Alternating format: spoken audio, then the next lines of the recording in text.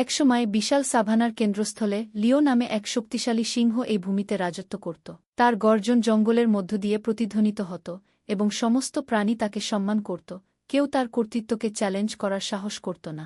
লিও তার শক্তি, সাহস এবং সূর্যের আলো সোনার মতো জ্বলজ্বল করা তার মহিমান্বিত কেশরের জন্য পরিচিত ছিল। তবুও তার বিশাল শক্তি সত্ত্বেও লিও অজেয় ছিল না। একদিন লিও যখন একটি গাছের নিচে ঘুমাচ্ছিল, তখন ম্যাক্স নামে একটি ছোট ইঁদুর তার পাশ দিয়ে ছুটে গেল। তার তাড়াহুড়োয় ম্যাক্স দুর্ঘটনাক্রমে লিওর বিশাল থাবার উপর দৌড়ে গেল। চমকে উঠে লিও জোরে গর্জনে জেগে উঠল। তার চোখ ক্রোধে জ্বলে উঠল এবং সে তার বিশাল থাবাটি তুলে আক্রমণ করার জন্য প্রস্তুত হল। ম্যাক্স ভয়ে কাঁপতে কাঁপতে কিন্তু দ্রুত বলে উঠল, দয়া করে শক্তিশালী সিংহ, আমাকে যেতে দাও।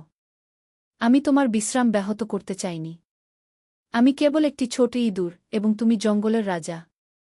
দয়া করে আমার জীবন বাঁচাও এবং একদিন আমি হয়তো তোমাকে সাহায্য করতে পারব। ছোট্ট প্রাণীটির সাহসিকতায় লিও খুশি হয়ে তার থাবা নামিয়ে দিল। সে হেসে বলল, তুমি ভাগ্যবান ছোট্ট ইঁদুর, এবার আমি তোমাকে ছেড়ে দেব। মনে রেখো, তোমার মতো ছোট্ট ইঁদুর কখনোই আমার মতো শক্তিশালী সিংহকে সাহায্য করতে পারবে না।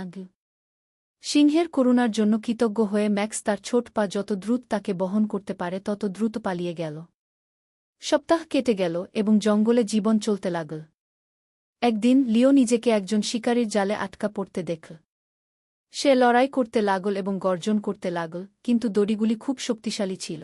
সে যত বেশি লড়াই করতে লাগল ততই সে আটকে গেল। লিওর শক্তি ফাঁদের সাথে তুলনা করতে পারল না। গর্জন শুনে ম্যাক্স ঘটনাস্থলে ছুটে গেল। সে দেখতে পেল বিশাল সিংহটি আটকা পড়েছে এবং লড়াই করছে, এবং দ্বিতীয়বার চিন্তা না করে সে দড়ির দিকে ছুটে গেল।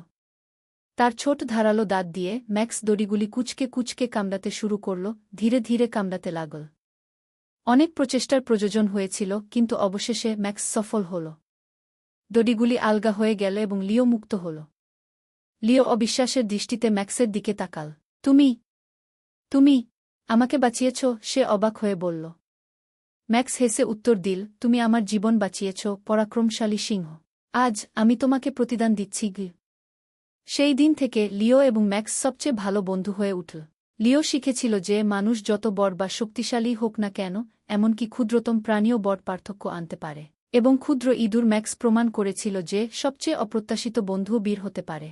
আর তাই লিও এবং ম্যাক্সের বন্ধন আরও দৃঢ় হয়ে ওঠে এবং তাদের বন্ধুত্ব জঙ্গলে একটি কিংবদন্তিতে পরিণত হয়, সেই সমস্ত দয়ার স্মারক, যত ছোটই হোক না কেন, সর্বদা প্রতিদান দেওয়া হয়।